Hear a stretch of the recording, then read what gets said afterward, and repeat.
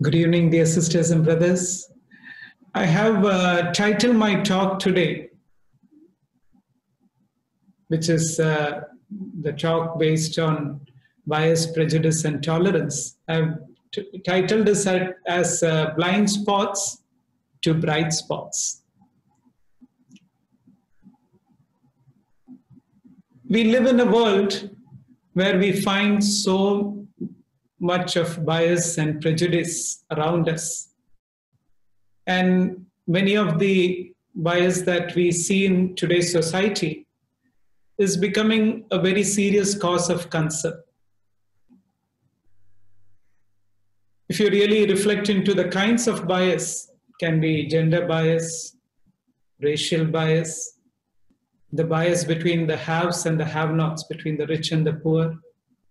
It could be bias based on religion, bias due to one's sexual orientation. There are all kinds of bias that you see around us. And in today's developments in the last 1 month, I'm sure all of you have been reading a lot about the Black Lives Matter movement that has not only been so big in the US, but has also spread to different parts of the world.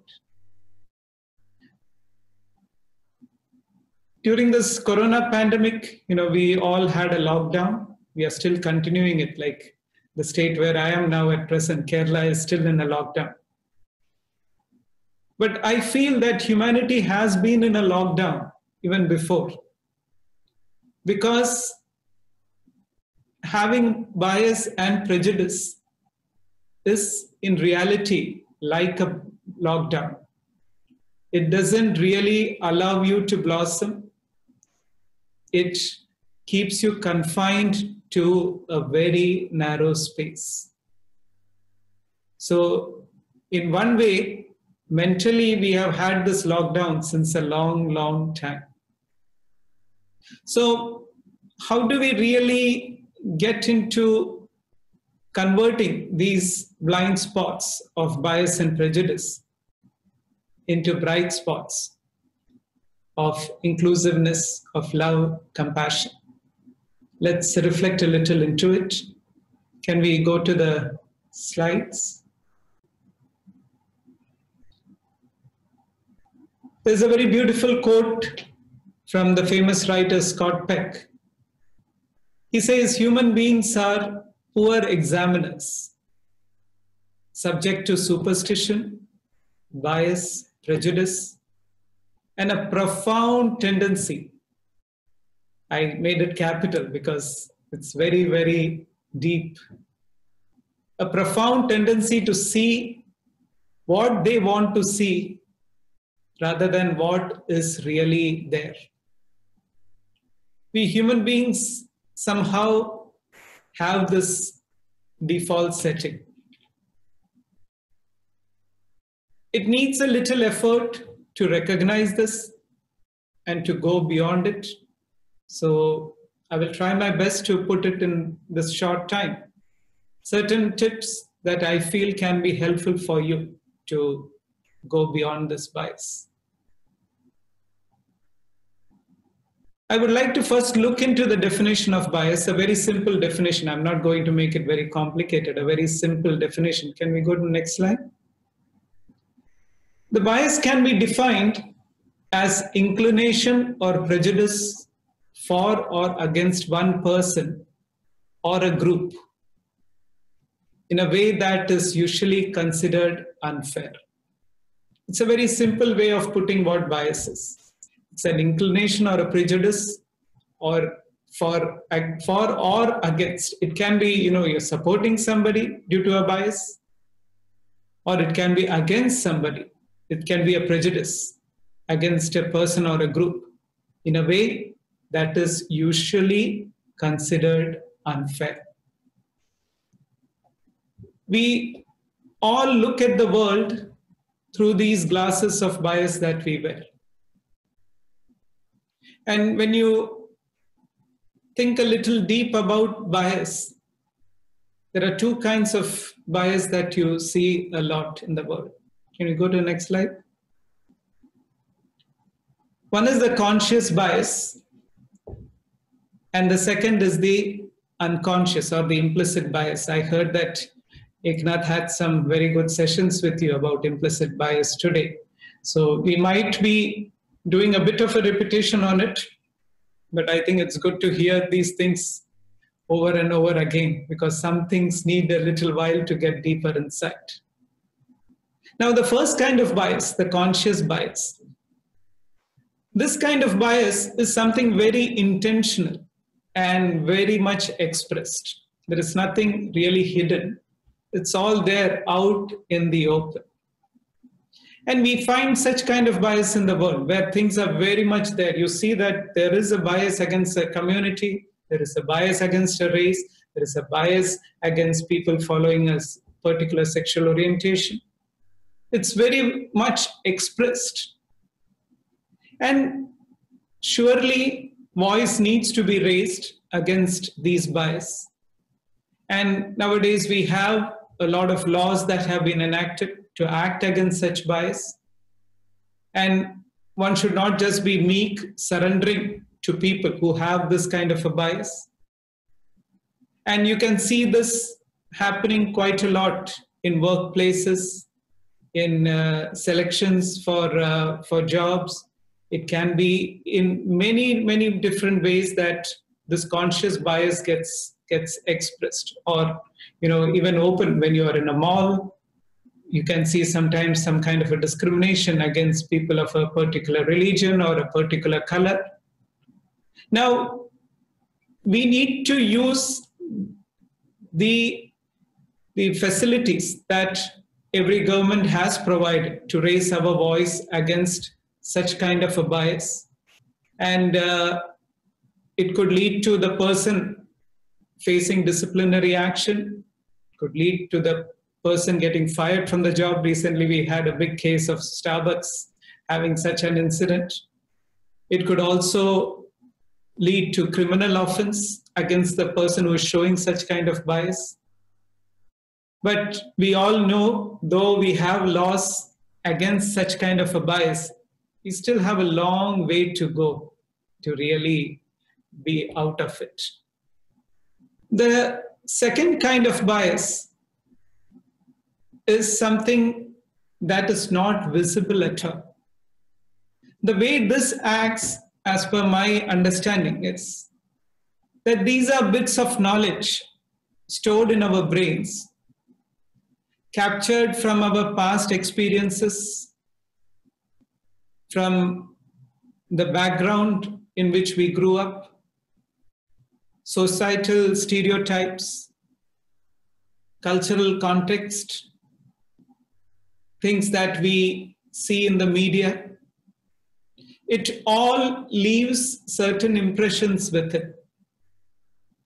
And when they are lodged inside our unconscious, these things can influence us in a very subtle way, in a very discreet way, in many areas.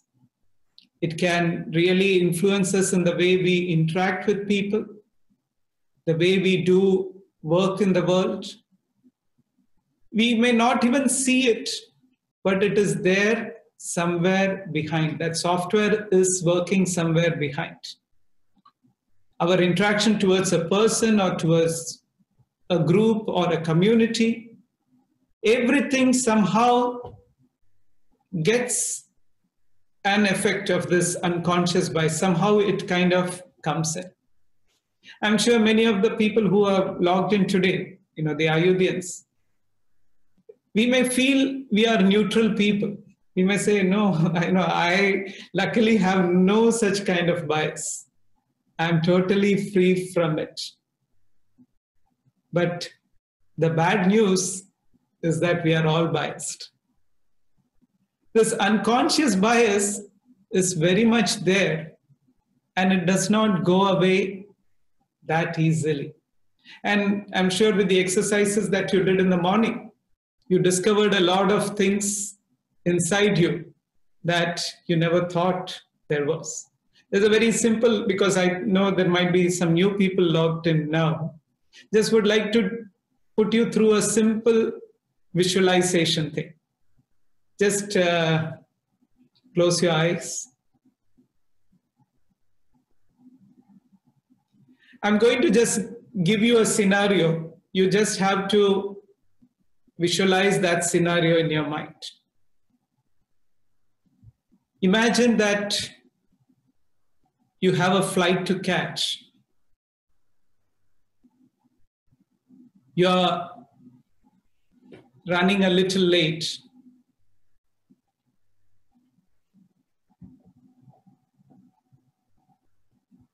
You have just reached the airport.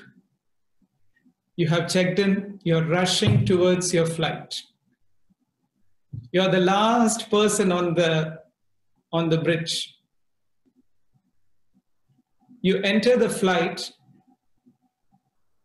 and the pilot is standing there. And the pilot very kindly says, "Welcome on board." The door closes. You sit in the flight. You land in the destination that you started for. And you are straight away going for an amazing tech conference. There is an amazing presentation by one of the tech giants. You enjoy it thoroughly.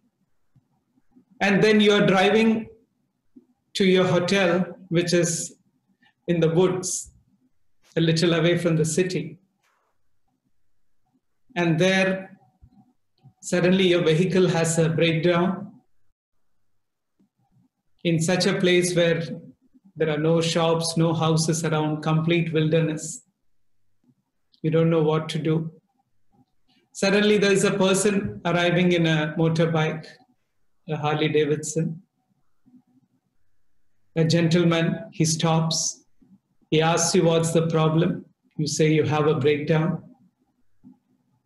He agrees to drop you to the hotel and gives you address of how to find a technician the next day to get your vehicle repaired. And he waits till you have checked in to your hotel.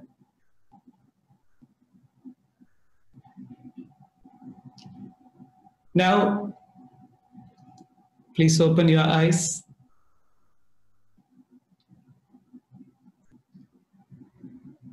For the majority, I wouldn't say for everybody, for the majority, the pilot is a white guy. The person who presents the tech conference is a male. And the gentleman who helped you in the woods is somebody who is decently dressed, who is clean shaven, has a very, very attractive persona. This would be the majority, I'm sure. Unfortunately, we are not here in person, otherwise we could have had a show of hands. This would be there. Can we have a show of hands? Was it different or something? No, raise your hand if you have that. Yeah, good. I can see a few hands. Yeah, good. So we see that there are certain stereotypes that our mind just gets so easily influenced by. Now, there are good chances that the pilot was a black guy, or the tech presenter was a woman CEO. Also, the guy who was the one who helped you, the guy who helped you in the woods was a highly, a guy with huge tattoos on him with a Hell's Angel jacket. It could be. But somehow we have certain stereotypes that we just fall into. It somehow works with us very soon. Not only with us, with every human being. There are stereotypes for Swamis also. I can tell you an experience that I had. It was, I think, around 97, 98. I was traveling in the north of India. So it was a time when mobile phones had not really become too widespread, especially smartphones, and internet was not much heard of in villages. I was invited to a village in North India for a talk. The people in this village knew about me from somebody else. So they invited me for the talk. They had not seen me. They had neither seen any of my pictures. So I had a vehicle to take me to this village. And when we reached the venue, there was a huge tent, a shamiana put up for the program. I could see my name there, welcome to Brahmachari Shubamrita in those days. People were coming in. There was a lot of activity happening. So I got down from the vehicle and was waiting for somebody to come and say hello or to receive me. But there was no movement around me. Nobody really came to me. So I thought, this is a little weird. So I went inside and I asked, this is the place where the program is, right? They said, yeah. And they showed me the host of the program.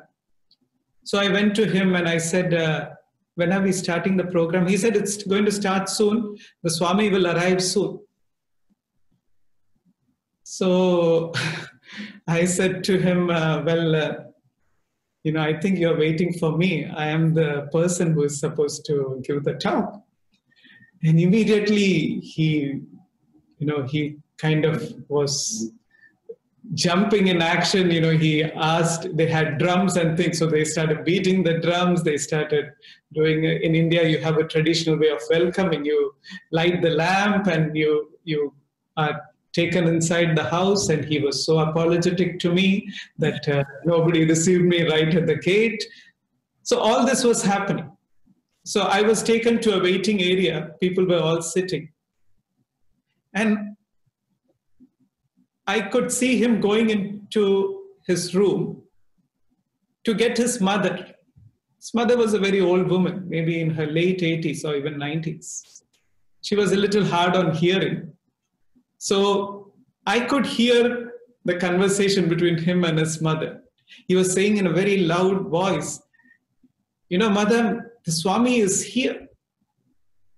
And she was surprised and she said, where is the Swami?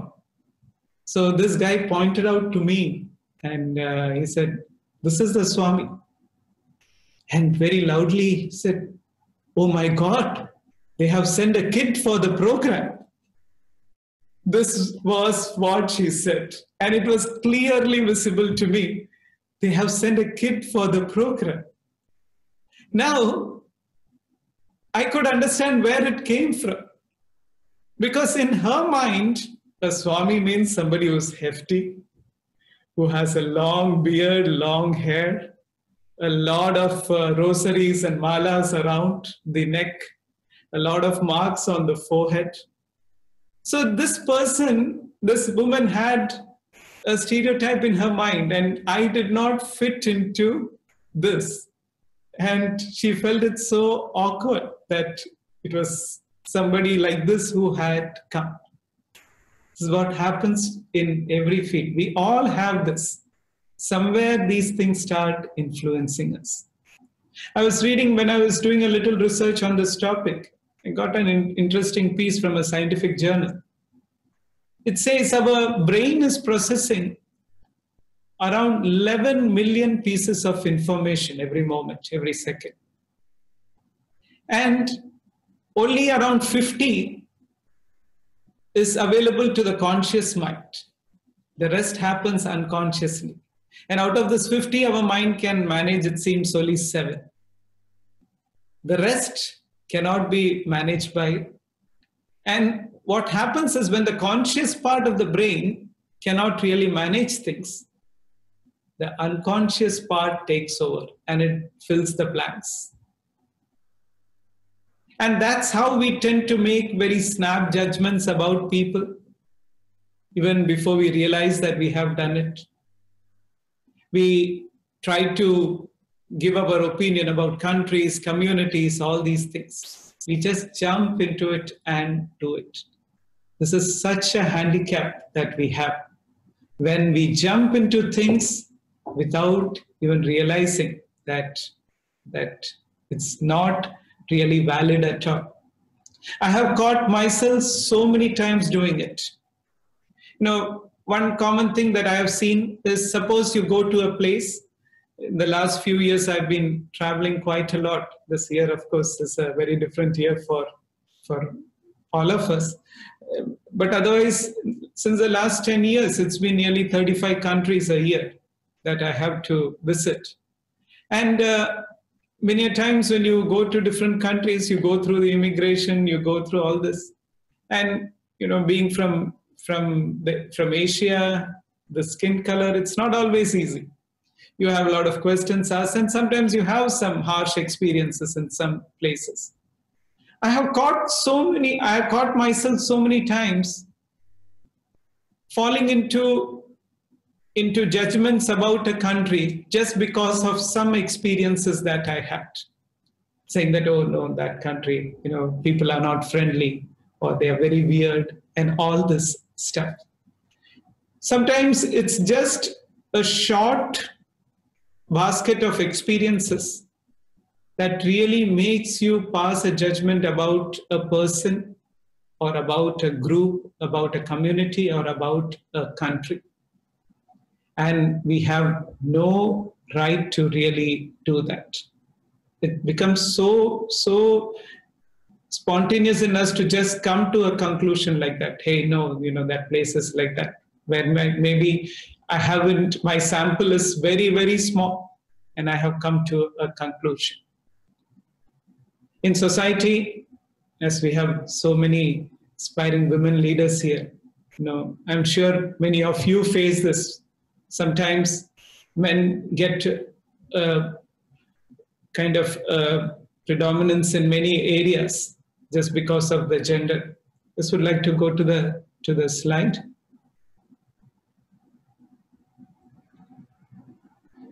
Next one.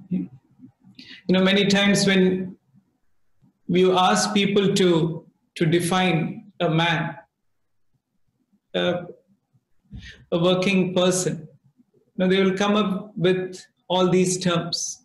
A normal description: leaders, providers, driven, strong, secure. These are things somehow that are easily put on males. Now, if you take women, can we go to the next?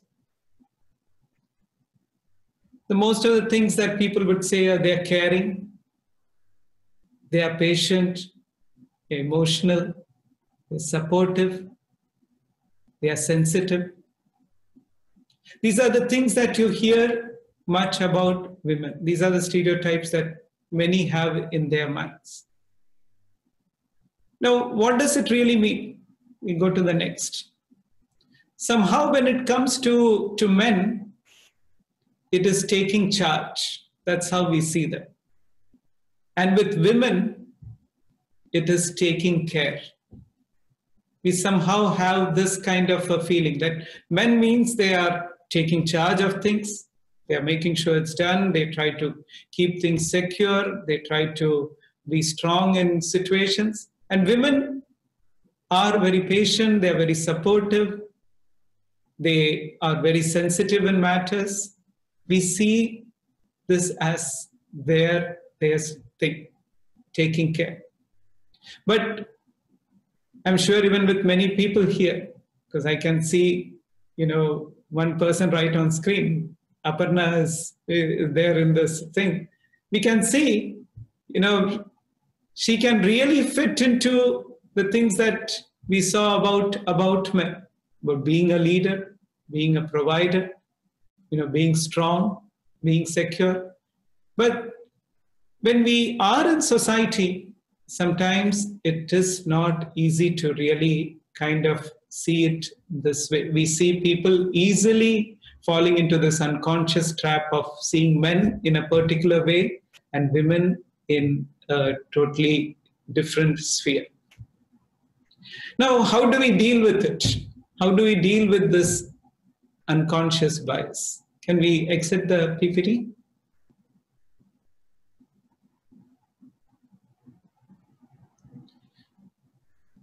The first thing is we have to accept that it is there. We have to first accept that we are all biased in one way or the other. It is there somewhere. The proportions may vary, but it is there. And acceptance is a very big step. It really helps you to go ahead with the work on you in a much better way.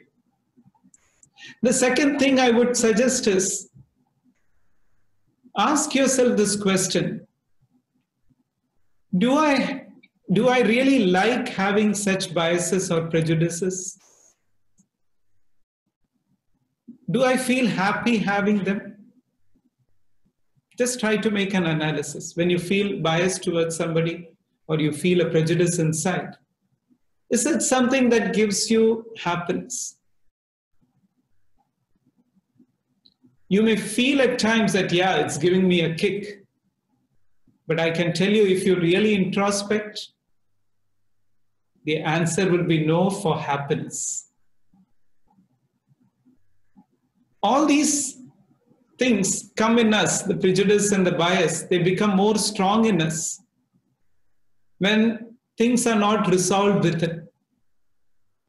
When we have not accepted ourselves fully, it can all express as bias towards others.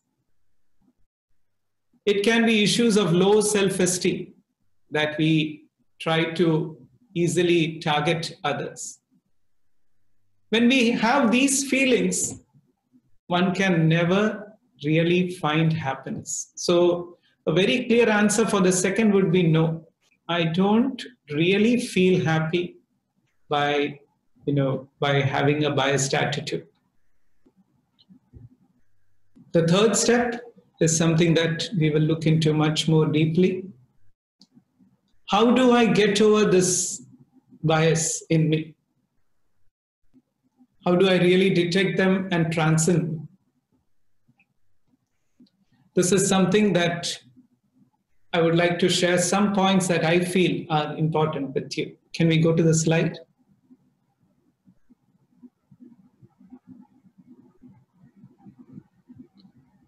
The first thing is you become aware of your judgments about people.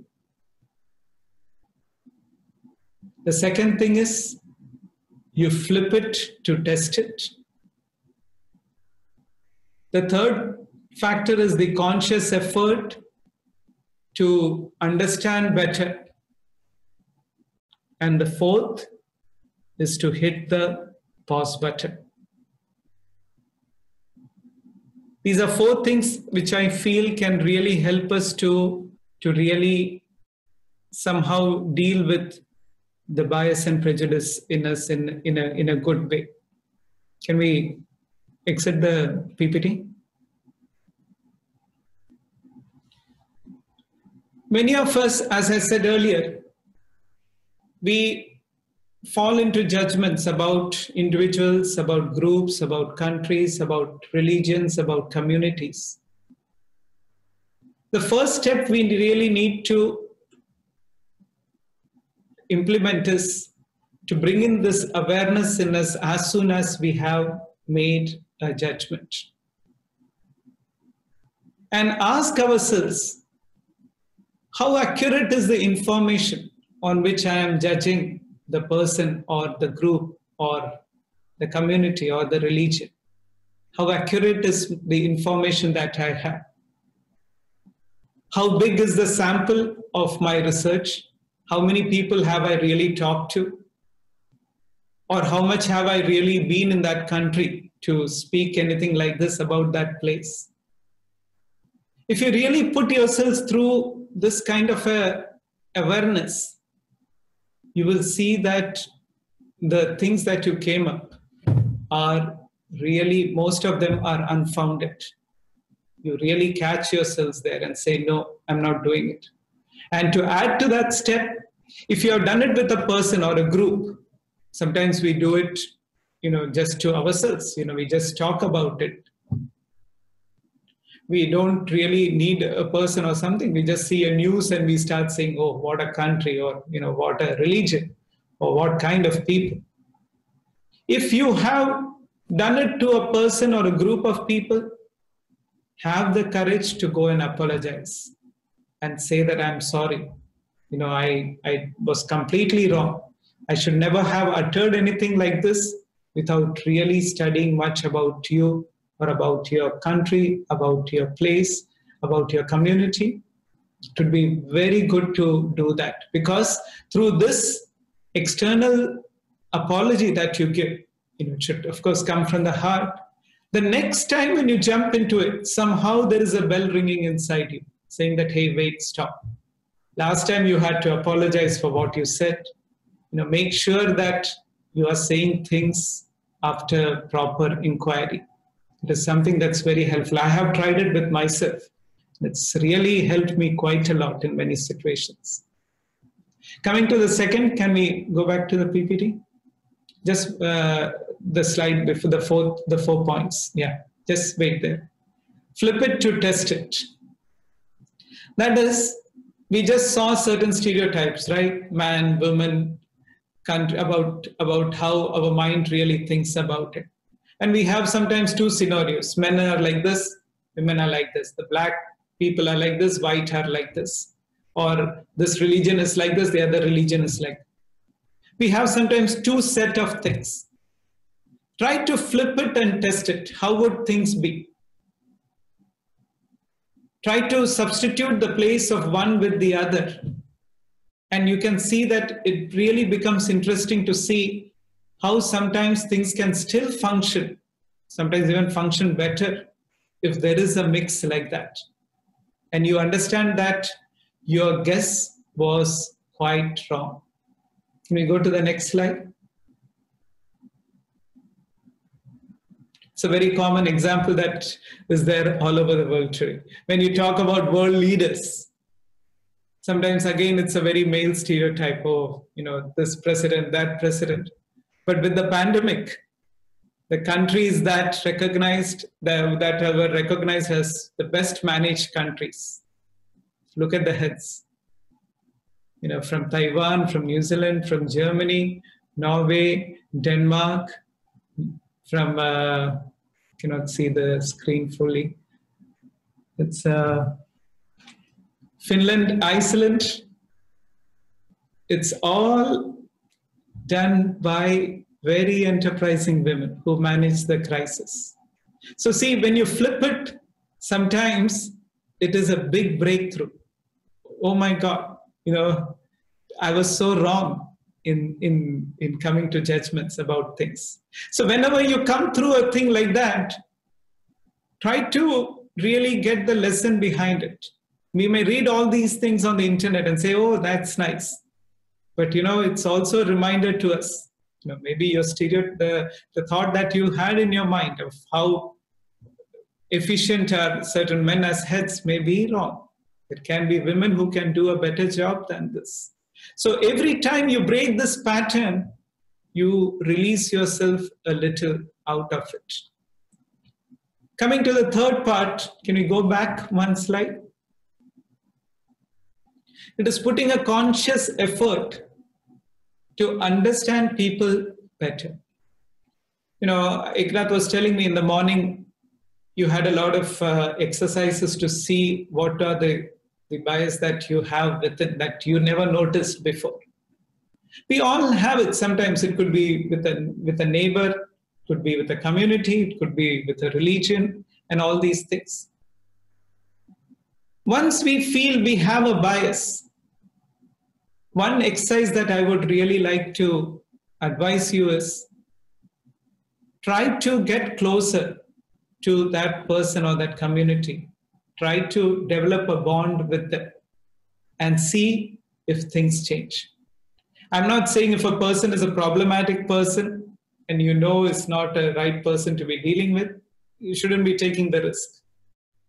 But many a times it may be very different. It might just be our bias that we see that person as problematic. And you can see that once you take this step and go ahead, things change. I'll give you an example. It happened to me. A few years back in Bulgaria, I was in Sofia for a program. And I went to a Georgian restaurant and ordered a few dishes. And many of us Indians, we cannot digest very strong cheese. It's very hard for us to digest certain kinds of cheese. And unfortunately, the dishes that I ordered, they were all soaked in cheese. And it was on my table, so I had no other option but to eat it. And I ate a little and I felt so uncomfortable. And it was like a stone had fallen into my stomach. I felt so heavy. I came back to the place where I was staying, and I was really struggling. I felt I should never be going again to a Georgian restaurant.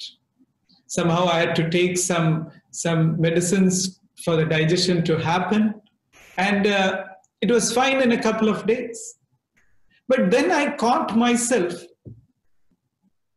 talking about this experience, about how bad Georgian food is in some places. Whenever we used to have a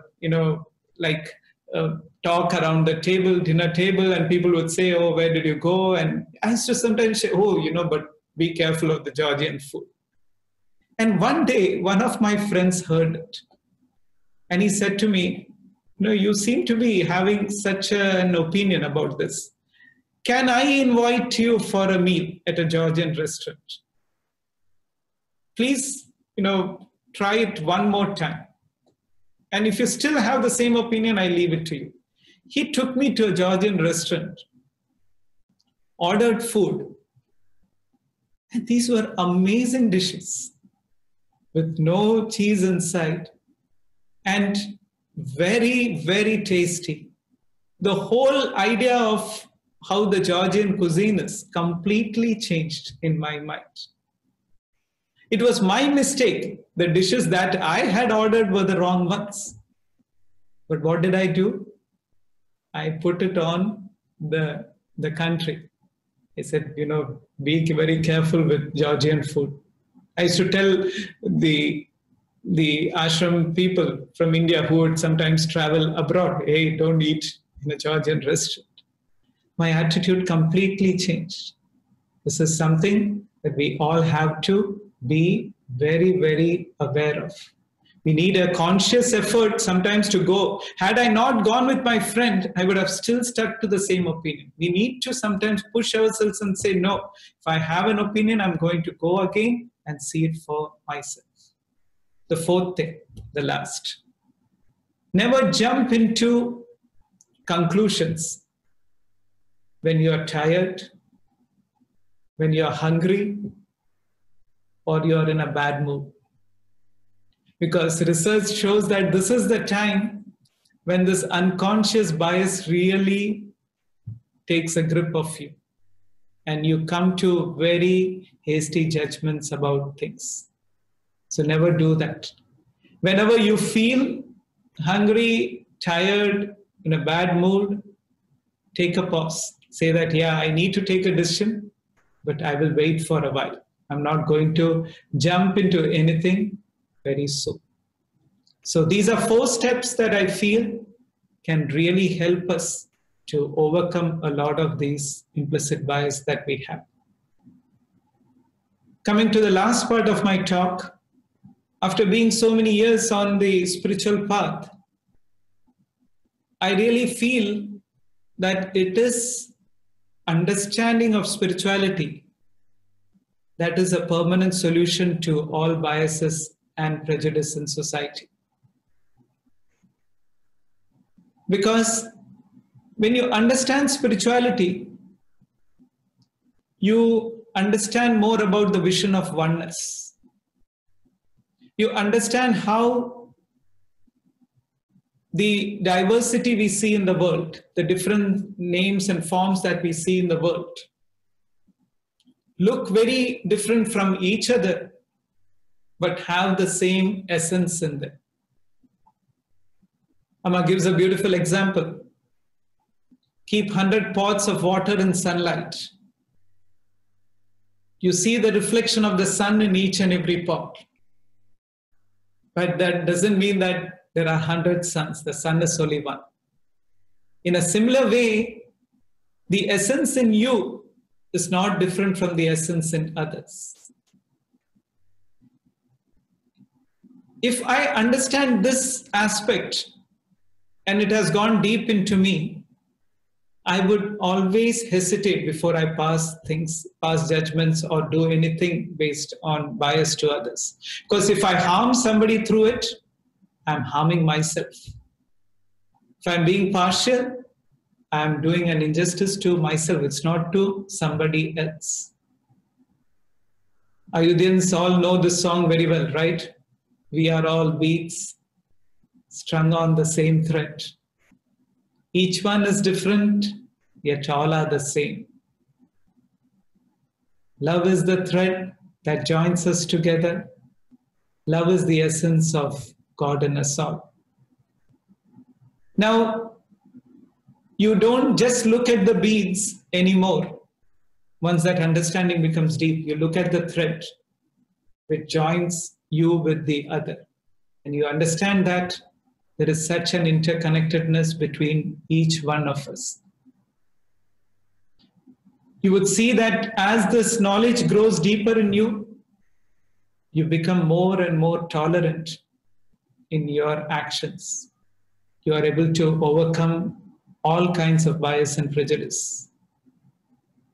And you can see that for tolerance to become a very natural thing in you,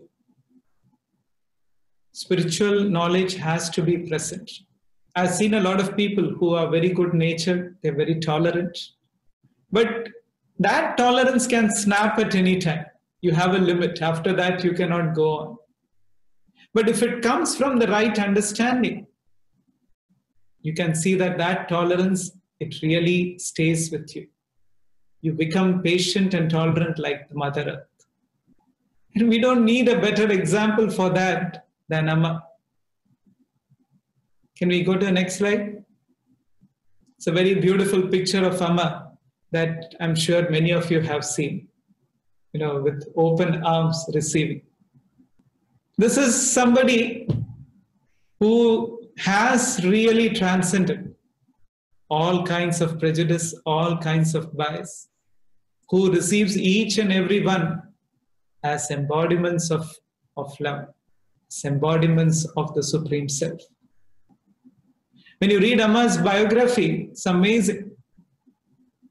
She was brought up in a society which had a lot of bias and prejudice, especially as Amma was in the form of a female.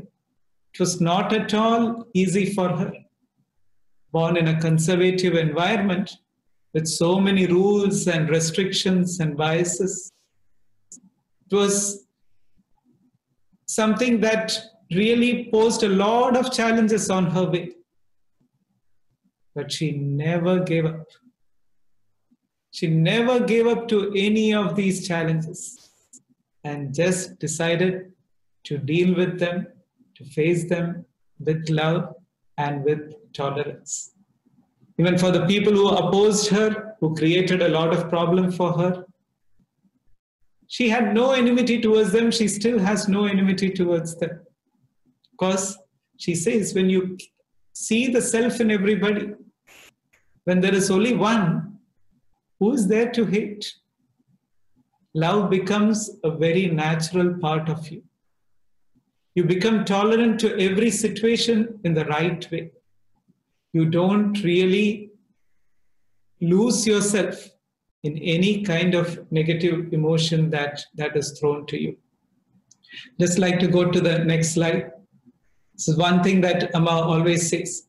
Amma says in tolerance, Your enemy is your best teacher.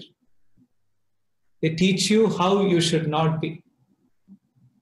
People may be posing difficulties for you because of their bias and their prejudice. But even in that, there is a teaching that I'm not supposed to be like that. You don't really lose yourself while you are facing that situation. So I think for all of us, we are blessed to have such a role model in front. Look at Amma's darshans. Is there any difference? You have people from all communities, from all religions, from all walks of life, people who have different sexual orientations, they all come to Amma. But everyone is received with open arms. There is not even a question whether I would be allowed or not. Everyone is just welcome in Amma's presence. And I think just looking at Amma's life, understanding what she stands for, is such a great inspiration for us. Let us start this work from ourselves. As Ayodhyans, we are all very much charged up to deal with such bias and prejudice. But we have to start the work from ourselves. If you can spend some time every day, I mentioned this in my talk yesterday, even if you can spend 10 minutes a day for your personal work to go deeper within, you can really recognize this interconnectedness that you have with others, with nature, with the whole universe. And what does that make you? It makes you more loving. It makes you more inclusive. It really helps you to remove these blind spots and go more and more into light. We should also be the ones who open the eyes of others through our example. Because as youngsters, we are all, either in the workplace or in our educational institutions, meeting a lot of others, a lot of other people in the same age group. When they see us as very loving, very compassionate, inclusive, there may be some who really think, hey, this guy is really something special. I need to also somehow bring in this mindset into me. Yes, there may be some who keep away from you. That's fine. But there would be at least a few who will feel the change. So let us try to be good role models for people around us by doing this work on ourselves. As you go deeper, we'll see that all these shackles of bias and prejudice, they start dropping one after the other. We also need to make it very clear to people that being inclusive doesn't mean just allowing people to be there. It's not just giving access. It's also giving value to people who are there. It's not just giving them the access, but it's also giving value. And this value comes when you see them the right way. Just would like to end with a story that Amma says. It's a very beautiful story. Once there was a group of people traveling to a pilgrim site. They got stuck on the way at night. It was very cold. They gathered together. They had firewood in their bag. Nobody was ready to disclose it, that they were carrying firewood. The first man thought, looking at the medallion in the other person's neck, he seems to be from a different religion, and I have a bias towards them. So I'm not going to use my wood to make him warm. The second man thought, this person is from a country that I have no liking for. I'm not going to really use my wood to make him comfortable. The third person looked at the member of the group, one of the members of the group, and said, I know this guy. I know his sexual orientation, and I don't agree to it at all. I am not going to use up my wood for him. The last man thought, this guy is of this color, this skin color, and I hate them. So no way am I going to tell them I have this wood with me. In the end, none of them were ready to use their wood to light the fire. And in the morning, they were all found frozen to death. And they did not die just because of the cold outside. They died because of the cold inside. So this is how things can really put us into such a narrow space if we don't really work on bias and prejudice. Let us be the opposite. Let us be expansive, inclusive, loving, and compassionate. And may we be ever free from the lockdown of our bias. I just go to next slide, just to end with a couple of funny slides. I really like the panda. You know, the panda is black, the panda is white, and the panda is from Asia. And he is chubby, and he is cute and happy. He's black, white, Asian, his cuteness, there is happiness. Let's go to the next. So may everyone be like the pandas and not the pandemic of bias. So we will all like to have the spirit of the panda, right? You agree with me? Yes? So when we feel people are prejudiced, let us not lose ourselves in hatred. Let us always remember that when they go low, we go higher. We are not going to stoop to their level. When they go low, we are going to keep going higher. We are going to reach new heights in this.